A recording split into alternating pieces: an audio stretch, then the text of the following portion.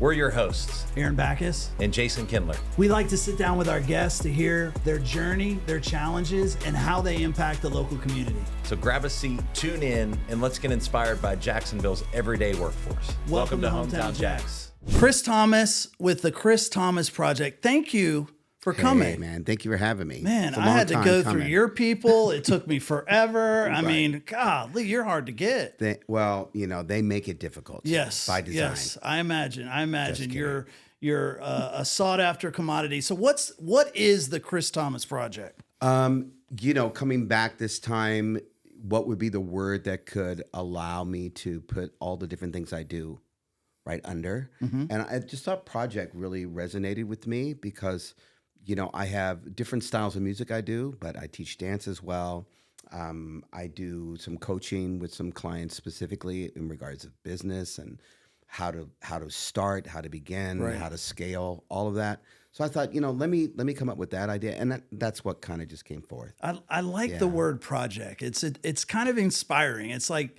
And it implies, I think, what it really is you're always working on something. Always, man. Stay green, baby. Yeah, I like it. Yeah. I like it. Well, I'm excited about it. I'm excited to hear about what you're doing now, where you've come from, what you're thinking. I've gone over your website, and I love your vibe. Thank you. I think it's exciting. So I know our Hometown Jacks people are going to love to hear about it. So let's talk from the beginning. So where'd you grow up? Navy brat. Okay. So most people understanding that get it. We moved all the time. But I would say that the two places that I would call home, I spent some time in Middle America, like Illinois. Okay. Flyover kind of? Yeah. Well, this town. We were, so it's Chicago, and the Chicago blends into Aurora, which a lot of people know, and then it kind of dissipates. We're the dissipated part. Okay. My father was the dean of boys at what they call the Child City. It's called Mooseheart. So you see the loyal order of the moose. Yeah. That is based upon helping fund that city for children that a lot of times have lost both parents. Okay. And that could be in many different ways. Death certainly, but then sometimes drug problems, prison, so on and so on. So the moose comes in and says, okay, they qualify. Let's sponsor them, and it's right around 2,000 acres. Wow. So your dad ran that facility? Well, he was the dean of boys. Okay. And then he became the athletic director, and then he became the football coach, the track coach. I think that's kind of where I get it from, and wanting to branch out and do multiple things, but yet under one umbrella. But Mooseheart itself is a wonderful, wonderful story. 1888, the Secretary of Interior saw Boys Town and said, yeah, but these boys go there. They only take boys, and then the girls are just essentially thrown away. Right. I don't want to do that. Can't we develop a place that'll allow the kids to stay together? Mm-hmm. And so that's the premise it was founded on, and it's still happening today. So it's really story. It's great. It's a great story. So my guess is you weren't allowed to get away with much when you were young. Oh God, no. When you're when you're what they called a staff. Oh my gosh, there's great stories about my older brother because he pushed the envelope always. Older brother, that's it? Or older brother by 5 years, and then I have a sister who's my Irish twin, and then we have the accident. I love you, Lisa, in case you're listening. That came along. So there were 4 of us growing up, and we were blessed. It was a very nuclear family. My mother and father stayed together until they both passed. Oh, awesome. And so we were blessed with that, and that was really cool. But other than Illinois, so Mooseheart begat Moose Haven. So my father took a job opportunity in Moose Haven, which is in Orange Park, which is a retirement facility for those who don't know, for people who have paid in, so to speak, through the Moose, and now to choose there to live. Wonderful facility, and it's been around for a minute. So we came here with that intention for my father to be assistant superintendent and then become superintendent. So we got here, and it was wonderful, right? Mm-hmm. Orange Park. For me, it was culture shock. A lot of people say, why? When I left where I was from in Illinois, that class that I was a part of wound up graduating only 9 kids. Okay. So when we came in, my father was very hands-on with all of us. So he came, met the guidance counselor at my new school in Orange Park, and sat there. And because my dad was, an educator as well, he's like, so how many kids in the school? And she misunderstood. She goes, looks 677 right now. And my dad goes, oh, that's not so bad. That's the whole school. That's great. She goes, oh, no, that's his class. So Ooh, for boy. me, I was just like overwhelmed. Right. Going from small to big. Oh, and you know, our town was right outside Aurora, like I mentioned. Some people will probably hear Aurora and go, "Oh my God, that's Wayne's World." Right. Okay, well, the thing people don't know is the way that they dress in that movie, it's still that way today. It's band T-shirts, long hair. So when we came, that was kind of my reference. Okay. Anyway, so culture shock, that happened. So Orange Park, Jacksonville, I've been here since 1980. Oh, wow. So I'm looking for in Mm-hmm. that story where your itch with music and dance came from. So, my father's brother signed a recording contract with RCA when he was went into the Navy from where my dad grew up. And sadly, within that year of signing, getting married, having his first child, he passed away from cancer. It was all over, and so he passed on. So, but that I always tell that story because that gives quite an insight into how my father grew up and what my father knew, which it imparted to us as his children. And so, music, although we had a ton of it in the house, we had all kinds of different music, and we had the record players and so on. So your parents would play music. Oh, my parents would dance, bro. My parents would literally be the couple that would get up in the living room after dinner and cool is just that? shake a leg, man. That's really cool. All the Navy balls, everybody was like, oh my gosh, you know.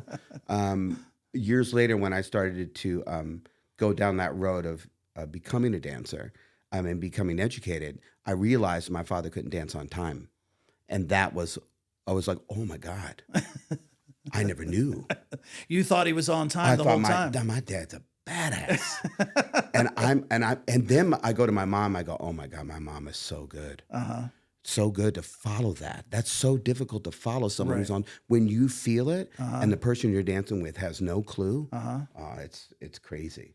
It's crazy. But at the age of 5, I came down with a viral infection and I lost my hearing.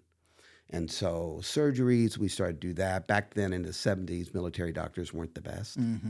So they kind of butchered up my ears and so on. So when we finally got to a place where it was all said and done, I have 50% hearing in my right ear and I have 70% in my left ear. Okay. So as kind of a therapy, just being able to come back in, I would come home every day after school and I would just listen to music, but I would just do a lot of just feeling and putting my head against the stereo. Interesting. But I would also do that with the dryer. It was weird. I would sleep on the floor and put my head against the dryer when it was going, and I would fall asleep. It was strange, but it was. I'm feeling like that's where you're developing your sense of rhythm. Yeah, and so, no doubt. And so because of that, I really became aware of my mother and father's taste musically, and we had everything from Count Basie to classic country with Loretta Lynn and Farron Young and Willie Nelson. To there was the Motown aspect of it, and then all the crooners. So Frank Sinatra, Sammy Davis Jr., all of that, and then my older brother loved music, but again he's from the '70s. So in his bedroom, I would hear Aerosmith, Black Sabbath, AC/DC.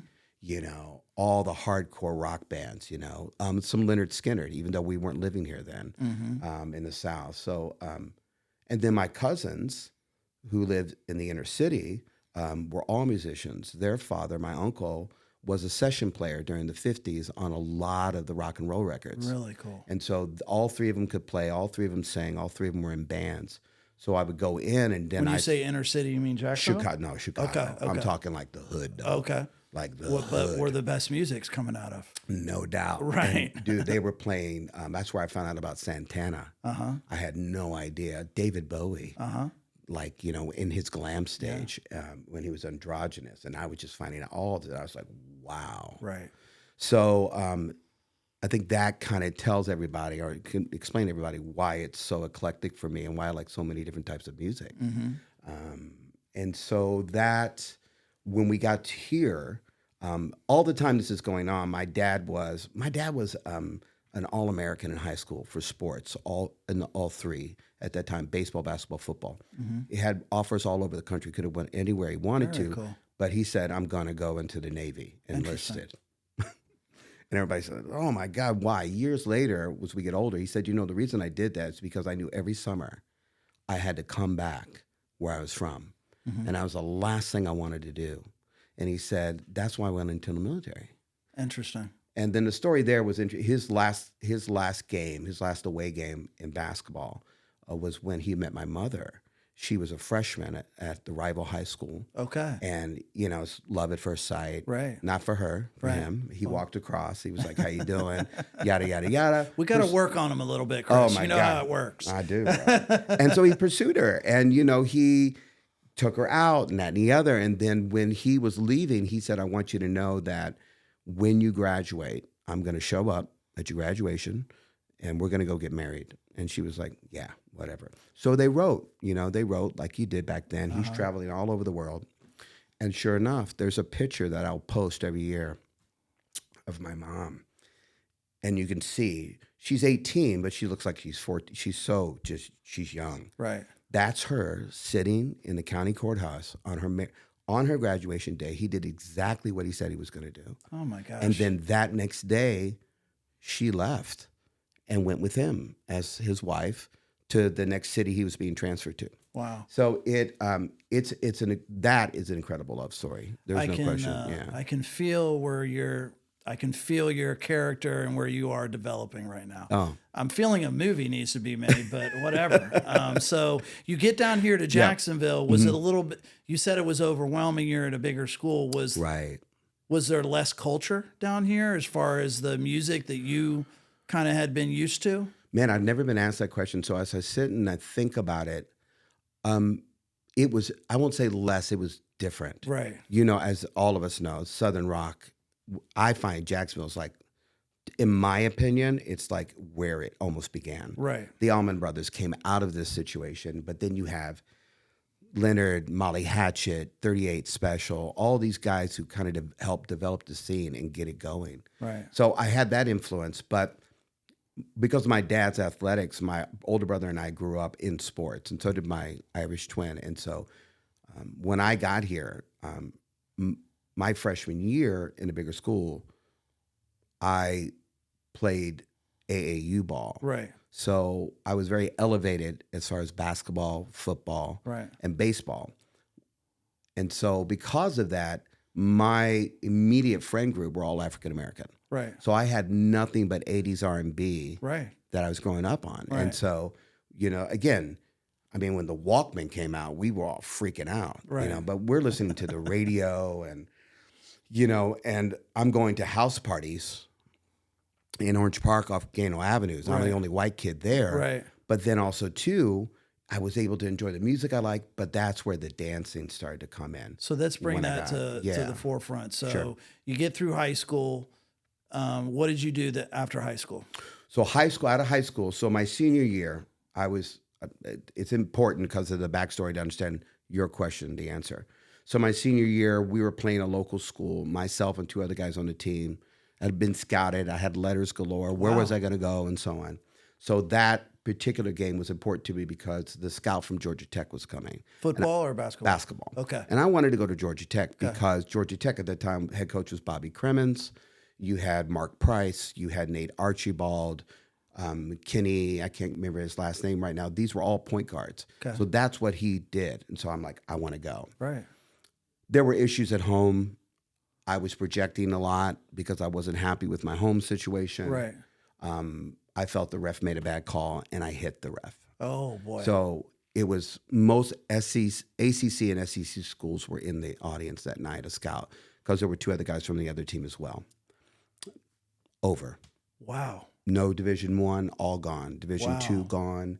Division III gone. Wow. So my dad said, well, and he was that kind of cat, man. He was like, well, it's okay. But we got to keep going. We got to keep going. Right. And I was starting to realize, wow, you know what? This has really always been his dream, and I'm just living it. Right. So then we go to St. John's Community College, Okay. and I go for the tryout. And probably at the end of the first quarter when we were running, he was like, let's go. Uh-huh. We got in the car. He goes, you're done. You don't want it.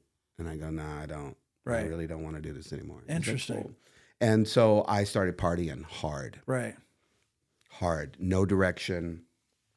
I barely graduated high school, Okay. you know, and I was just like, what am I going to do? I don't know what I'm going to do. But my dad, again, my dad was the old school man, reading the paper every morning. Mm-hmm. And he goes, hey, listen, I found something. And he circled it. And it was an advert for Arthur Murray dance instructors. Wow. Yeah. And Arthur Murray. Arthur Murray. And he was like, Wow. look, you are bumming money off me all the time. You're going to the clubs. You're going there. You're dancing, doing whatever else I don't want to know. You know, you obviously love dancing. Why don't we go check this out? So we did. And we got in there. What a cool dad, though, to recognize Yeah. that. Oh. Probably wasn't his thing either, I would think. Well, he loved music and he loved Yeah, dancing. That's true. But if I'm being honest, I think, you know, in some way, maybe he was homophobic. Right. In a way. And he did. He had a hard time a lot of times asking us the tough questions. Right. You know, that kind of dad. The dad would be like, you know, we love you. Wouldn't say I love you, but he would always include, you know, we I do. understand. That kind of thing. So, anyway, man. So went in, had the interview, and I said no. And went into doing door-to-door sales.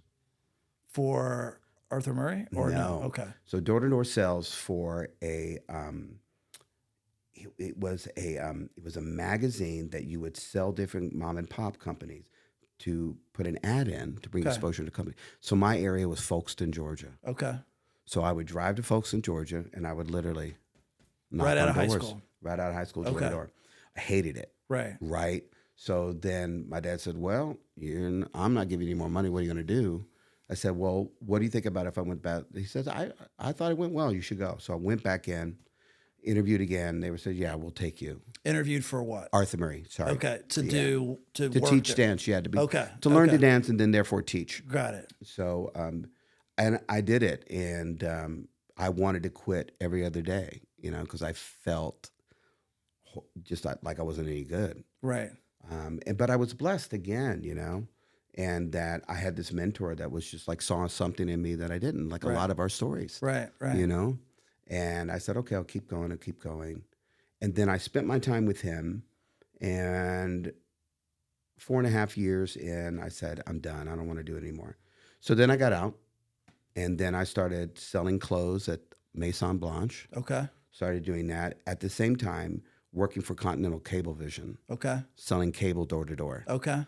And See that door-to-door thing, man. Are you sure you didn't like that? I'll tell you what, You must have been good at it.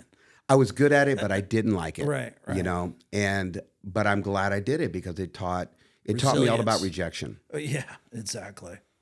And I think people in sales, I think that's a lot of times maybe why we lose someone who could actually be very good, because they just can't seem to get over that hump of going, Right. Of stop making it personal. Right. You know, Good point. It's not you, it's the offer. Right. So why don't you talk about the offer? Because it's not you, but you keep making it that way. Talk about the offer. Mm-hmm. And so, you know, you get your different things you learn to engage in that, to take them to that point. And, you know all this, but but that's life too. For sure. It's just life. You know, you want the girl. Right. She says no. Okay, well, maybe that is more about you. But maybe you're saying, you know, why don't you ask more questions, get to know her more? Maybe you find out she's just not interested and let it go. Right. But from me, from that world, it's like, no, if I want something, I'm going to keep going after it. You got to go after it. Yeah. Now, going back to your Arthur Murray, so did you become a regular, an expert in the different dances when you were working there for 4 years on instructing? So what I learned to do there was how to connect with people, how to communicate with people, how to sell people, how to close. Arthur Murray, for people that aren't familiar, kind of like Dances with the Stars. Kind of is somebody like the different styles of dances and learning that kind of thing. Partner dancing in general. Right. Okay. So his story is phenomenal. I don't think there's ever been a movie made about him, which is amazing. That is amazing. Because he was the first person to ever buy waterfront property in Waikiki Beach. First. Interesting. He patented his mail order business. And so he would mail out records and mail out dance steps to people all over the country that they would buy out of the Sears catalog. Mm-hmm. In 1930, or right at the height of the Depression, you know, it's not about what he did. What he did was he would bought a Rolls Royce cash. So it's not about, okay, well, that's about money. It's not about that. It's about the fact that he just understood people, I think. Unlocked he was a a pretty horrible, popular thing. Oh God, he was a horrible dancer. Horrible dancer. He really was. He really was. He's 5'8". He wore a 16 size shoe. He had these enormous feet. His wife was a dancer. But what was interesting about him was that he was an incredible teacher. He would connect with you so quickly, Right. and then understand, okay, where do I need to meet you and how you need to learn?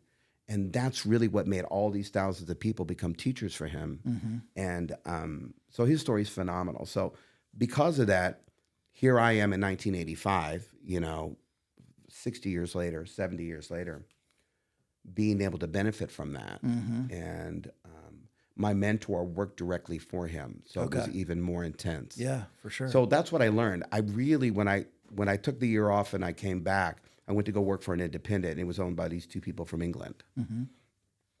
And that's where I learned to dance. Interesting. Yeah, because I had 4 years of really a lot of bad habits dance-wise. Okay. But I knew the business side of it. Right. Right. I knew how to get students. I knew how to keep students, motivate students, and so on. And so that's where that began. I fell in love with actually being a dancer. Okay. So then I went down that road. And so then I became competitive within it. I developed a lot of students who became competitive, became champions. Competitive, going to competitions. Yeah, traveling the country. So like when I keep relating to Dances with the Stars because I think that's a good comparison for people to see it. Like how precise they are in their movements. Correct. Like when you see the instructors, like bend your back, like look for like it's so precise and amazing to watch. Yeah. Is that what you did? Exactly. Interesting. Exactly. The discipline is insane. Right. It's like, and there's a certain lifestyle you follow. Yes, you stretch every morning, you stretch every night. Right. You're in the gym, you work out, you watch what you eat. If you're fortunate to have a partner, which I was, I've had some great partners, then, depending on where you're at in your economics, you're practicing at least 2 hours a day together. Right. Then you're practicing alone for at least an hour on your own. Wow. Well, you got to make money. So now you're talking about teaching an 8-hour day. So when people talk to me about getting into that industry, I'll be like, you got to really make sure that you want It's it. almost like an Olympic Gymnast or Olympian, you know? Yeah, there's no social life. Right. They forget that. That's just not going to happen. It just isn't going to happen. So, 12 to 14 hours a day. So a partner being that's who you competed with. Correct. Yes. Okay. Yeah. So what you see with the costumes and the style, that's exactly what we did, Wow. but with thousands of other people. And you just go to all the different top competitions around the country. Right. What comes to my mind is the judging. Yeah. That's got to be very frustrating sometimes because isn't it very subjective? Always. Right. Always. Yeah. Yeah. And it's political. Right. I'll never forget.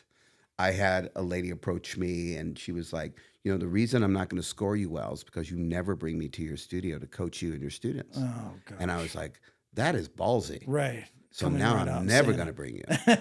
Right. I'm not going to care about that. Then we get into what is your moral compass, your character as a person. So I competed for probably, let's say, it's safe with me and my students combined, probably 10 years.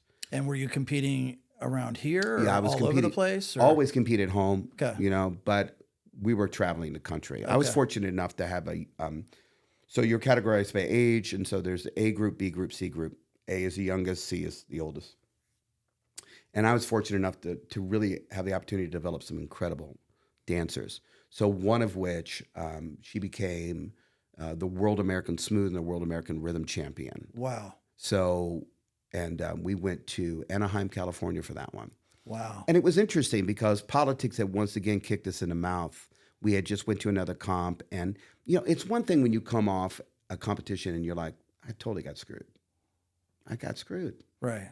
But it's when everybody else in the room comes up to you and goes, you got screwed. So then you're like, oh, this is, ugh. And for her, it's not just I'm her partner. I'm also her coach. Right. And I'm her guide. So I gotta filter all that for her. Right. So then we go to Anaheim, and I think that was the blessing, because we went to Anaheim, we were just like, let's just have fun. You know, we know what's going to happen. Right. And because she felt that way, she danced that way, and she just killed it. Wow. And after that, she turned pro. So I helped her navigate that part of her career.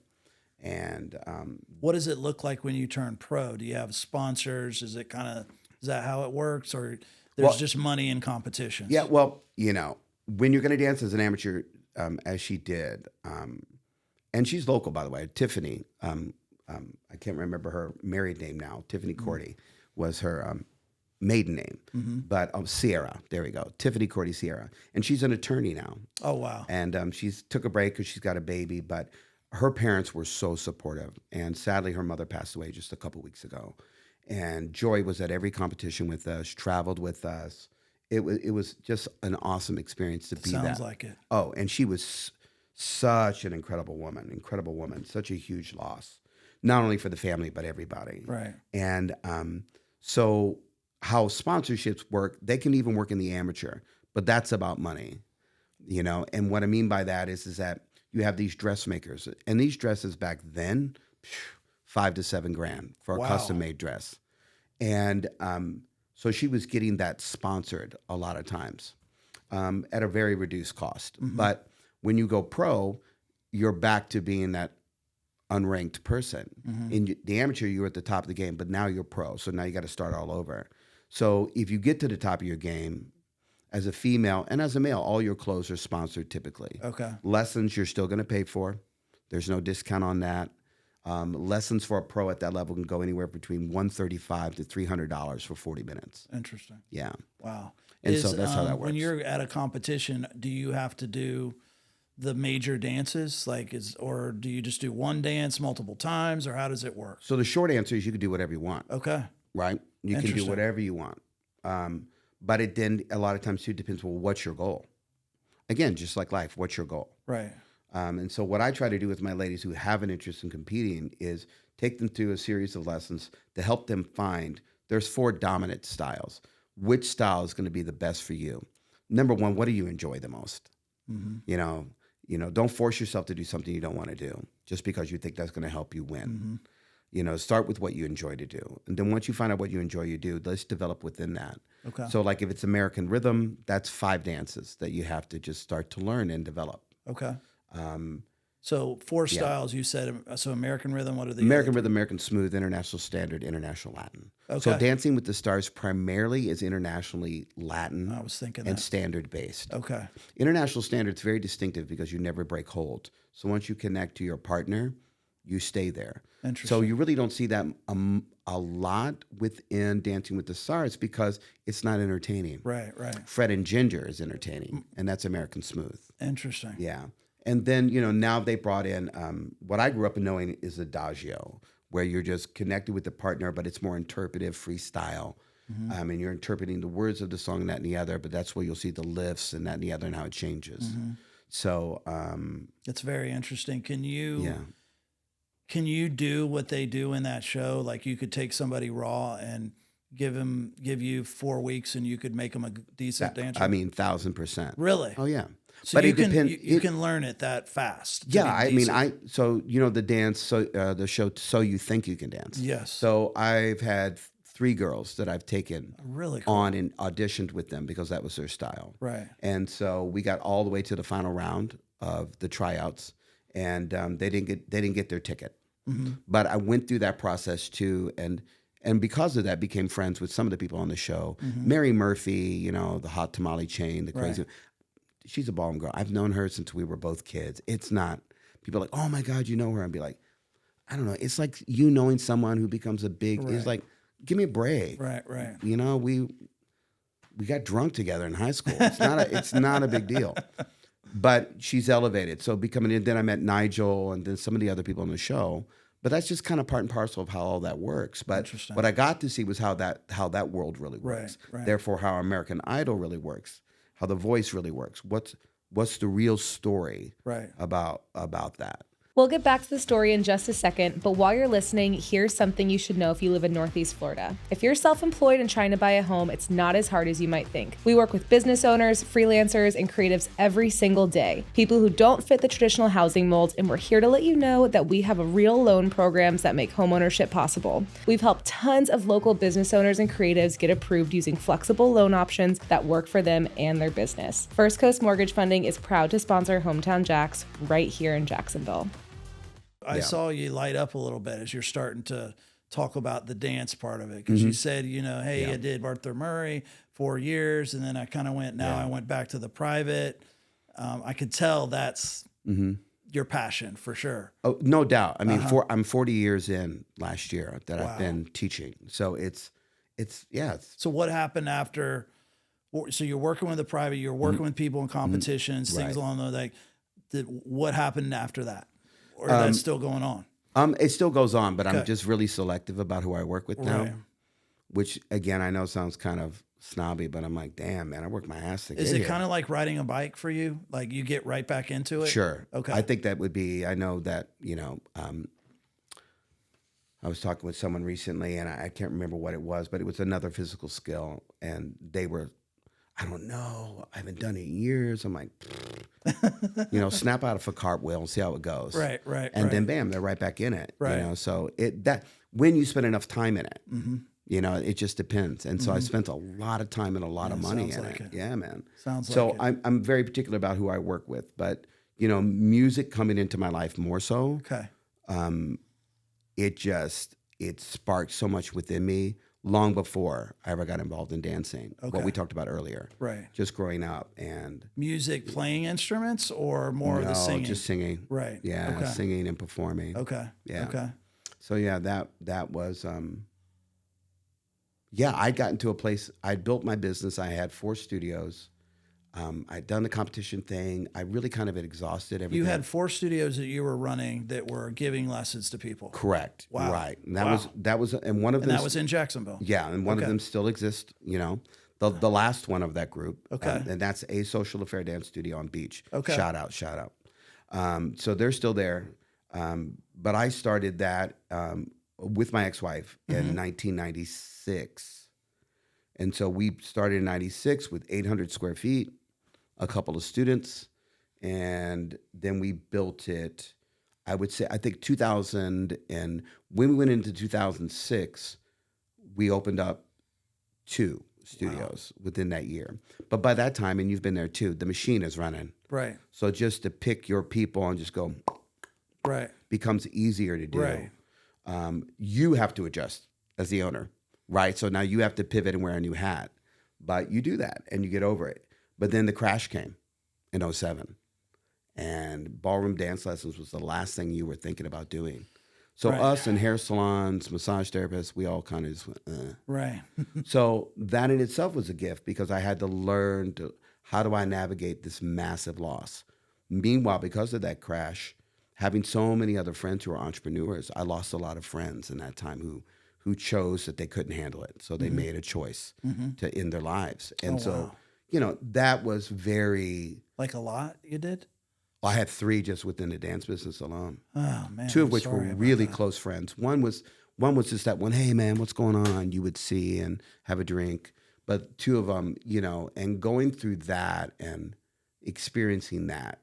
And I have to say, ending your life up until that point, I would always get kind of opinionated about it. Right. It's like, God, what a selfish. Ugh. Right.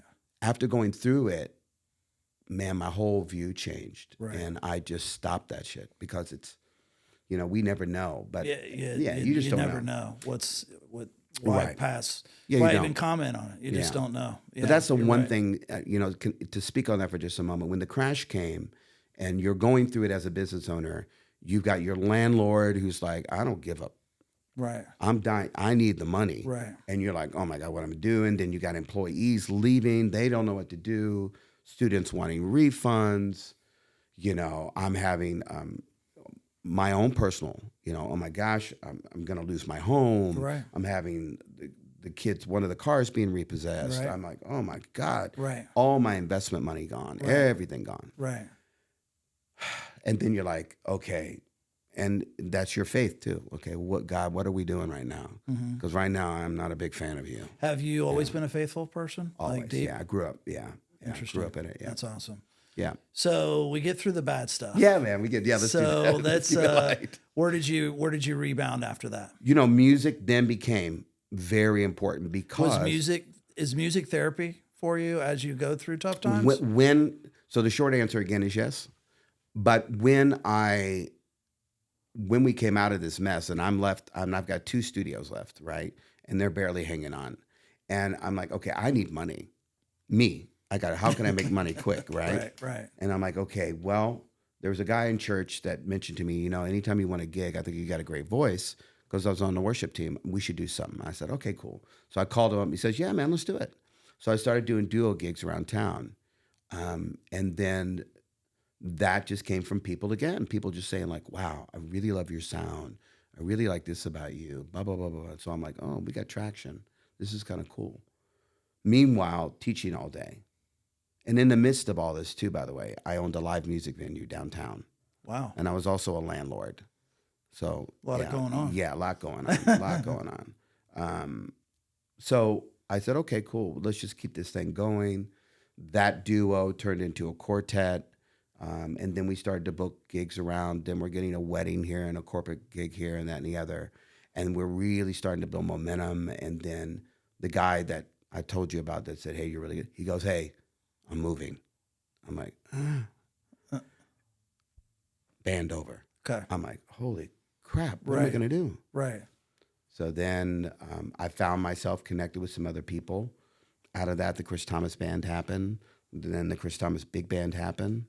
And then we hustled. And so next thing I know, got my own CD and I'm in London and I'm playing Ronnie Scott's, promoting my own CD. With you or just your band? Or? Me and my band, the Chris Thomas Band, yeah. That's amazing. Yeah, and we're playing that and it's one of those How moments. do you go from 0 to 60 like that? Hustle, man. You just hustle. You just hustling, grind. Meaning like gigs, you're going to get them. You're selling yourself. Absolutely. You're knocking on doors. Right. Facebook, I think it's been, if you want to build a business, I mean, when Facebook came along, I was there when it happened, right? Year 2000. I'm like, this is the greatest thing ever created. Right. Because in my mind, I thought, I'm going to get to let everybody know around the world that quick who I am, what I do. Yeah.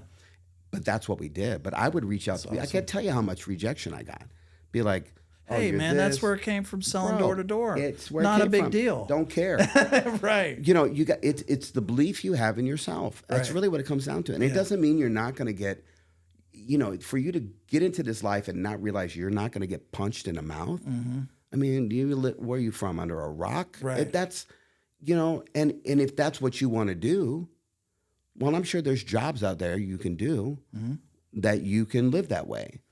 I just don't know that that's much life. I don't know if you're really living life, especially if you're sitting there and you're really thinking about, I really always wanted to be an astronaut. I mean, what are you doing? So it's the rejection. It's the belief in yourself and the vision you have for yourself. Mm-hmm.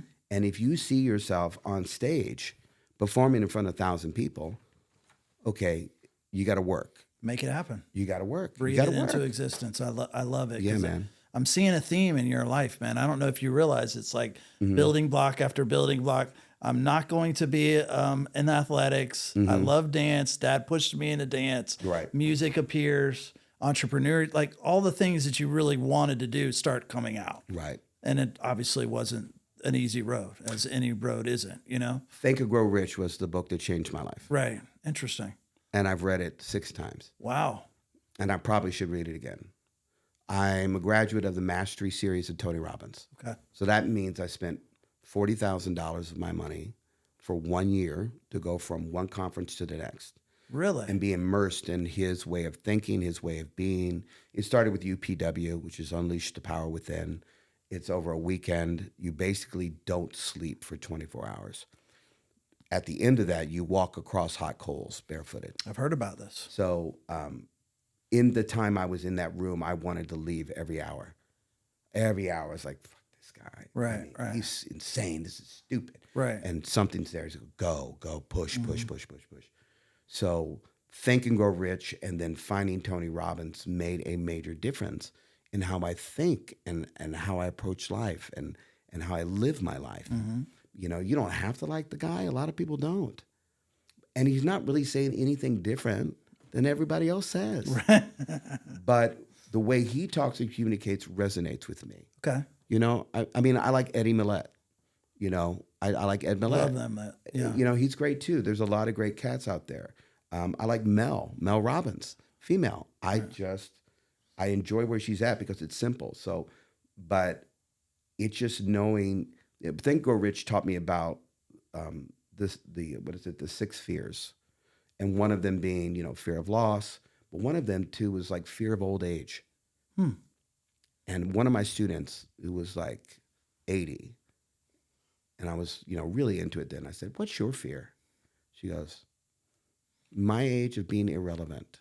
And I was like, "Whoa, that was hits sobering." home. Yeah. Because as we get older, we're not the shiny new car anymore.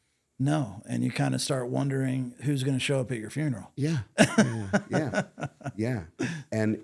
But in the workplace, you know, you're not that. So it's a matter, okay, accepting I'm not that. But what am I? Yeah. You know, what do I have that the young person doesn't have? You know, what can I do? What can I provide? What can I give? And that was one of the things I realized that really keeps me going is that I got one shot, one life. I don't get up to heaven and God goes, "Hey, listen, we're going to send you back." You know, that's what I believe. Yeah. And so I'm like, okay, everything and anything I can possibly think about wanting to do or be or give or see or experience, I want to do before God says it's time. Yeah. Whatever that might be. Right.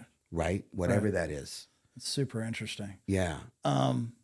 Let's talk about where you are now. So, and I was on your website, you know, like I said, I love the vibe. I love the Sinatra vibe. I can see that in you. What are you doing now? I see you're doing a lot of events. I want to talk about Virgin Cruise Lines, which is amazing. But like, kind of, what's your weeks look like these days? It's getting busier and busier, which I'm incredibly grateful to the community once again embracing me. And that's something too that I would like to share is that, you know, when I developed nodules on my vocal cords just a few years ago. And what is that? I'm glad you brought that up. That was in my notes. What does that mean? Nodules means it's gosh, how can I explain it? I'm thinking it's a growth. It's a growth on your vocal cords. Okay. Like Adele had it.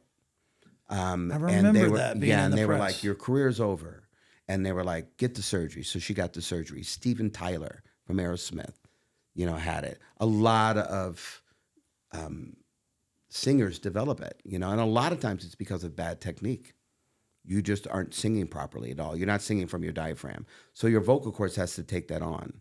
Also, too, you're singing a lot of songs that are probably way out of your key that you don't need to be singing. Man, that is super interesting. I would have never thought that way. Oh, dude, I was gigging 6 times a week. I was gigging 6 days a week, forgive me. Sometimes like on a Saturday, like one Saturday, one year, we said, let's go for it. We don't know unless we do it. So we had 3 weddings in one day. Oh, gosh. We had St. Augustine, and then we had downtown Jacksonville, and then we had the Casa Marina. And we had all 3 on that one day. And so, you know, we employed a lot of musicians. We had our core band, but it's stuff like that. And then I was at Sawgrass Country Club doing a trio gig. I opened my mouth and nothing came out. And literally, like you just and, you can't even say anything. Yeah, it was the equivalent. Years ago, I broke both the tibia and fibia in my leg, and that's traumatic. And I was like, oh my God, it was like that level. And the guys behind me, because, you know, I'm horsing around all the time, and they thought I was messing around. So they looped to come back through, and I turned around and I said, I got nothing. That had to be petrifying. We stopped the gig. Charles Green, shout out Dr. Green, ENT, brought me in, good friend. He's like, you're done. You are done. I said, can we elaborate? What does that mean? He's like, look, no singing. He said, can you quit? I'm like, hell no. Right. I can't quit. He goes, well, here's what we have to do. And then he gave me what to do. There's a guy in New York. You can go see him. He can do the surgery for you. You've got an 80% chance it's going to be right. I said, okay, I want to look into that. Just to walk into his office, this guy, Lots. 25 grand. Whoa. Just to walk in, man. Just to walk. And I'm like, Jeez. even if I had it, no. Right. So I said, what's the alternative? He goes, just stop. Don't talk for 2 weeks. I don't want nothing, no noise, no nothing. Come back, we'll assess. And I was just blessed. Great genetics, whatever. I healed quickly in that regard. I did lose a full octave, so I still don't have that back yet.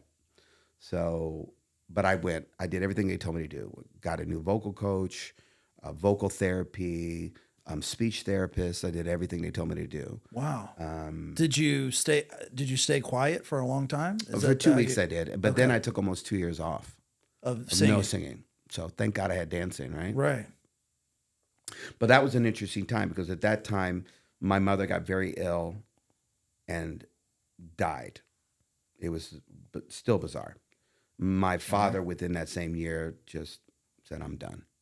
And he had something could have been operated on, but he didn't want to.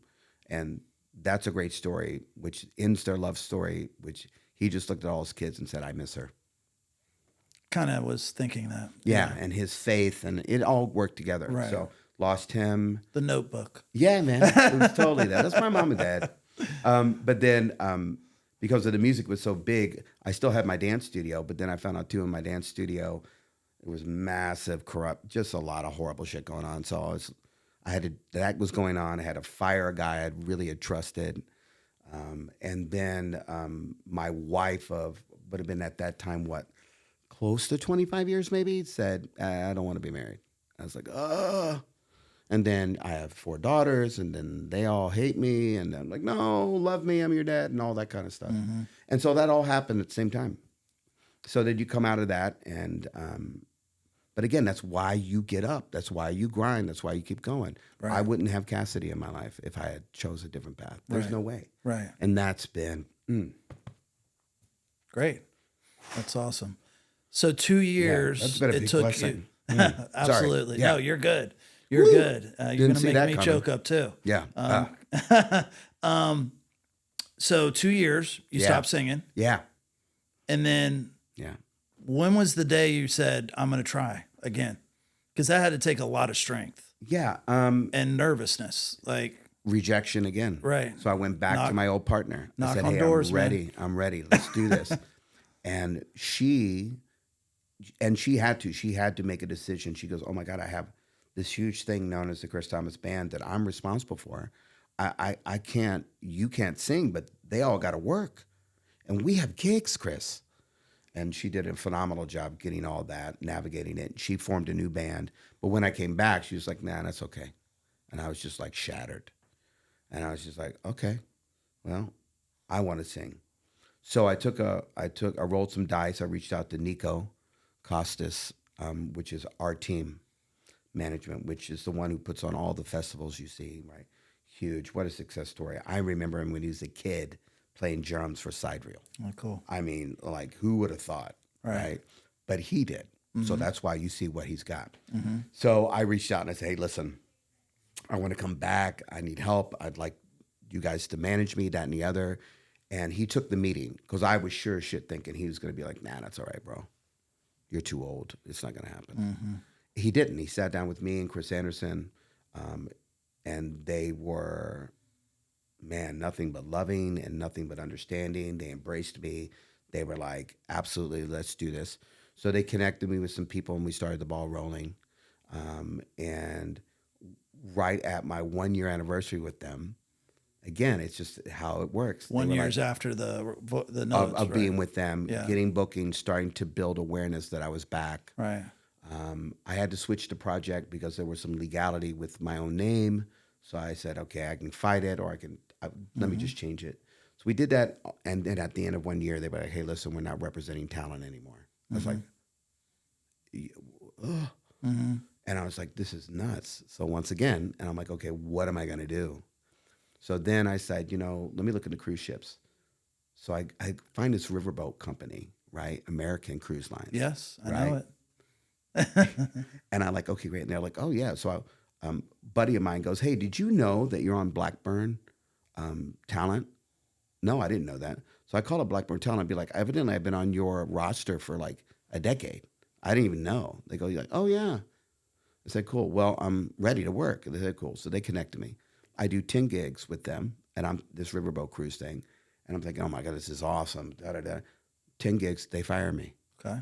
They're like, you're just not really connecting with the audience. And I'm like, Okay. and I'm sorry, that hit my ego. Me? Yeah. You got the right guy?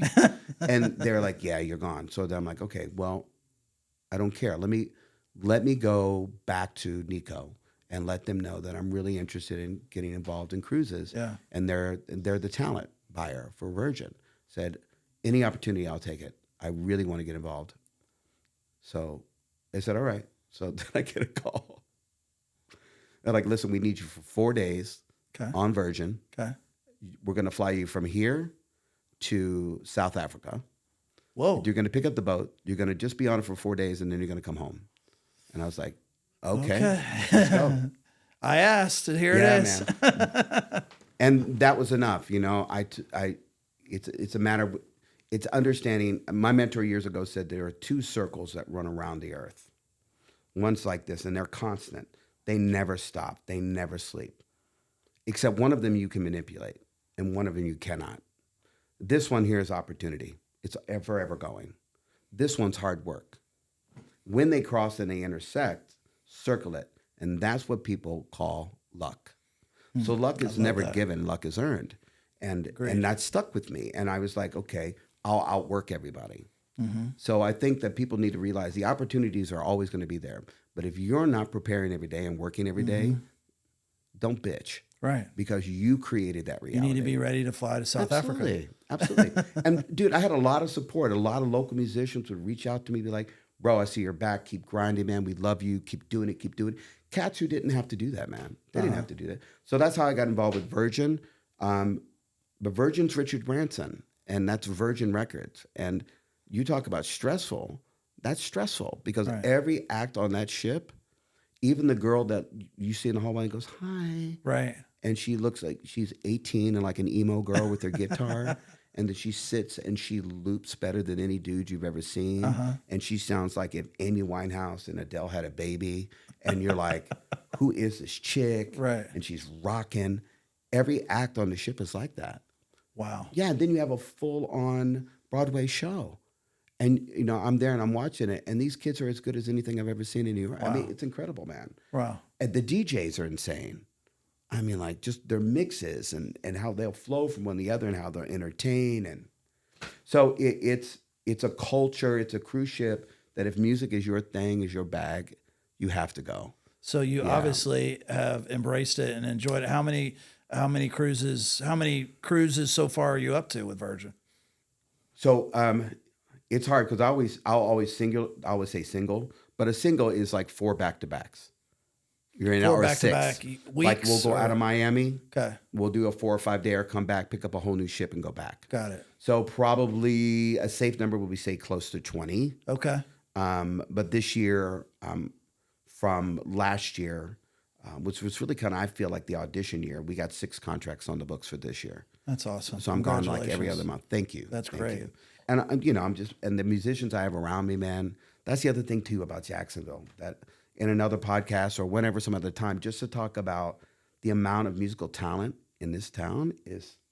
That's really great. It's insane. It's when crazy. You're on the cruise ship. I'm assuming you're hanging around with the musicians, or are you kind of on your own, or what is that like working on a cruise ship? Like I've always wondered that. So a lot of people. Do you get special treatment because you're a musician? No. Not per se. You get your own room? You get your own room. Okay. The accommodations are great. We got balcony rooms. Okay. Right, with the red hammock. You'll see that in the advertisement. Those are gone. So they got rid of those this year. So we're back into more staterooms, right? You get the little hole that you can see the water. So that's kind of cool. Yeah. But man, there's so much to do on the ship. I mean, for me personally, you know, I'm an avid reader. So I do a lot of reading when I'm on the ship. I do a lot of practicing. I do a lot of Do you have a place you can go to practice? My room is big enough, man. I just hang out. But we do have a room. It's called the Bunsen room. Okay. And we'll go down there and we rehearse actually in that room. And how many shows are you doing a day? Typically, we'll do 2 shows. Okay. Yeah. Like one early evening, one late evening kind of thing? For us as guest entertainers, we'll do like a typical night will be we start at 8, we go to 8:45, 15-minute break, then we'll go 9 to 9:45 and we're done. Okay. Sometimes that same gig will take us till 1:30 in the morning. We usually get 1 day off. We've been very blessed that we are actually there on a date where we're actually in port. So then we get to go see places in the world. Like my favorite place I always wanted to go to was Ibiza. So when we got off in Ibiza, I was like, this is insane. I'm walking and Legendary I'm like, place. This is insane. This isn't that I'm here. But I stayed on the side of the island that's chill. On the other side of the island, Not so chill. it's all nightclubs. Now my band, so I'm the guy that'll stay in the room and not mingle, Right. right? And That's what I was going to ask you Yeah. because I, as your probably natural instinct is you want to mingle because you like people, you like talking. yeah, I want obviously, to connect. Sure. that can you kind of like I want to stay to myself. I would think kind of in that because you don't want some vacationers kind of leeching onto you or whatever, right? No. I mean, I'll connect after a gig, get to know people, chat people up. If I did my job and not eating correctly during the day, I'm always starving. So Yes. the pizza place is still open at night, so I'll go in there and I'll see them. We'll hang out, we'll talk. Right. We just live in a world right now that people a lot of times will misrepresent. And, I'm very present with them out in the front and I'm singing, I'm entertaining. And, because I don't just sit behind a mic when I do a gig. Right. I'm in the audience, I'm dancing, I'm performing. My guitar player's hanging on the bar, jamming. My sax player's jamming. Right. We're moving around. We got the whole room doing a conga line. It's our show. It's what we want to do. We want to entertain people and create memories. So for me, and the guys in the band are pretty good about that. But when we go to port, I'll go have a really nice dinner with them, and then they'll all go to the club. I got you. Well, that's really exciting. Yeah. What a great opportunity. I love going on cruise ships. So I've always wanted to meet one of the band members, but now I know. So that's interesting. Yeah. These conversations are great when I know I didn't even look at my notes at all. But so a couple things I wanted to wrap up in. Sure. What's the favorite place you've ever performed? Oh man, that is such a freaking awesome question. My favorite place. Can I have 2? You can have 2. Okay. We make the rules here. All right. So one would be, so right before I had to take my hiatus because of my vote, it was on my birthday weekend. Okay. And I had 2 sold out shows back to back in Jacksonville, Okay. where I performed with my big band, my 18-piece big band, and the Jacksonville Symphony filled in the rest of the pieces. And we sold out Jacoby Hall both nights.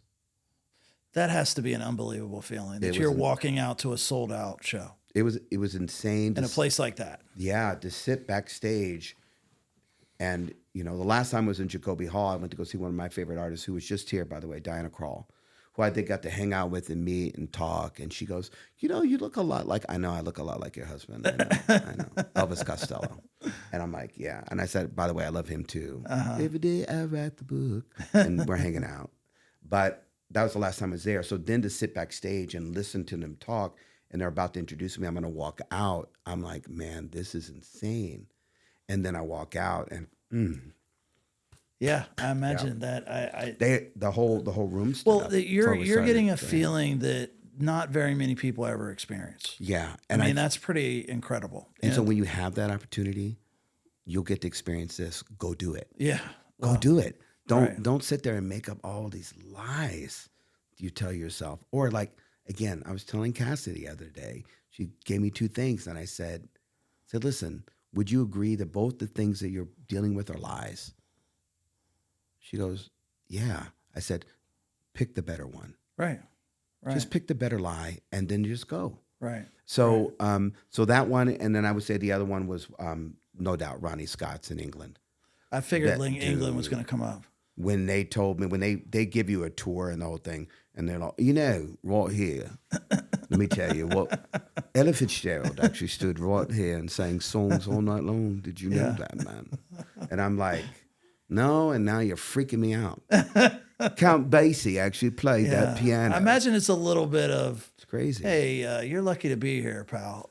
You know. Oh, and you are. Yes. Oh, the weekend I was there, the front cover of it, Yeah. because you have the bill. The front cover of the playbill was Nora Jones. Oh my The gosh. next night, she was in the same room as we were. And I was like, this is crazy. Right. And you're opening up, and there's Van Morrison, and you're like, Jesus. And then you're in the back, and you're about that big, and you're like, I don't care. And you keep that forever. Yeah. And so it was really, really cool. And London's a killer spot, man. Yeah. Awesome. Yeah. Couple more. Sure. What's the most memorable person you've ever met? Like Kurt Elling. What's that? Kurt Elling. Kurt Elling. Kurt Elling, the premier male jazz vocalist in the world. Interesting. So I got to have dinner with them and sit like we are right now. And You just answered that immediately. Obviously, there's no doubt, man. We're the same age, and I felt like I was a 13-year-old girl. Really? No offense. But I was just like, I was so just, I forget what they call it, fanboying or whatever it's called or whatever. I was just like, oh. And he's like, hey, man. And he's a Chicago cat. We're from the same area. And he's like, you got to get out there, man. You got to hustle, man. You hustling? I'm so like, every day, sir. It's was funny crazy. because you've mentioned that so many times, but not knowing jazz anywhere near what you know, jazz feels like hustling to me in the best way. Like the music tone, like go get it. Like, hey, we've got blues, but we're going to overcome. Like it's just a perseverance kind of music, you know? That's a really great way to describe it. Yeah. Sure. Yeah. Absolutely. And very, very creative. For sure. He does a lot of what they call vocal ease. So he'll literally mimic a saxophone, and you'll hear it called scatting. And I've never heard anybody scat like that. Ella Fitzgerald scat. Mel Torme, they scatted. And when they're scatting, they're vocally creating the saxophone or the trumpet. And they're doing it. And the stuff they do, man, is insane. So that, without question, was one of them. Very interesting. Yeah. The last one I want to ask you, and we're going to wrap up, is young Chris Thomas is in high school right now. He's out there listening. And you know what? He really likes music, and he really likes dance, or she. Yeah. What advice do you give them? Like, how do they live out their dreams of being in music and dance? Yeah. You got to bet on you, because nobody else will. And nobody's going to save you. Nobody. You got to bet on you. And that's the most important thing. If that is where you're at and that is what you feel a calling to do and be, you got to bet on yourself, because that's where it begins. That's what people sense and they feel, and they want to get behind and get around and be a part of. Interesting. But when you're sitting there doubting yourself, and that they feel that too. Right. And they don't want anything to do with you. And you don't have to be, and rarely is it that the ones we see are the most talented ones anyways. They never are. Right. Listen, having employees in the dance industry, the ones that would come in with all the talent always stressed me out, man. Because I was not that kid. I had to work my ass off to develop my skill. Right. These kids take it for granted, and they always have. And they don't ever do anything. They won't work. Give me the kid over here who's struggling just to hear the beat, but is showing up every day. That's the kid I want to work with. I don't want to work with the other kids. It's really a great message, because what a irony of you're almost blessed not to be the most talented, because You really the most are. talented Struggle. sometimes realize they get to their head and they don't realize their potential. They don't. There's a gift. I mean, and also to that young kid, the gift is always going to be no. Don't look at the no. There's a great book by Robert Maxwell, and every seventh grader should be required to read it, and it's called Failing Forward, because the book teaches you how to fail. It literally teaches you how to fail. And I'm like, every seventh grade kid should read this book, period. Before any math class, I don't care, read this book and make it your doctrine. So that's what I would tell those kids. Fernando Mendoza, right, the kid that just won, the NCAA championship for football. Yeah, what a great story. Just read his story. Yeah. You don't have to be my age, or whatever. or you are my age, or you're older than me, read that story. There's no way that kid should be elevated where he is right now. Absolutely not. Right. But he bet on himself. Right. Period. This was amazing. Chris Thank you, Thomas, man. thank you very much. It was awesome. And thank you for doing what you do. Absolutely. Great talking to you. You bet, brother. The Hometown Jacks podcast is recorded and produced by First Coast Mortgage Funding, located in the heart of Jacksonville. Do you want to be our next guest? Visit our website at hometownjackspodcast.com. We can't wait to hear your story.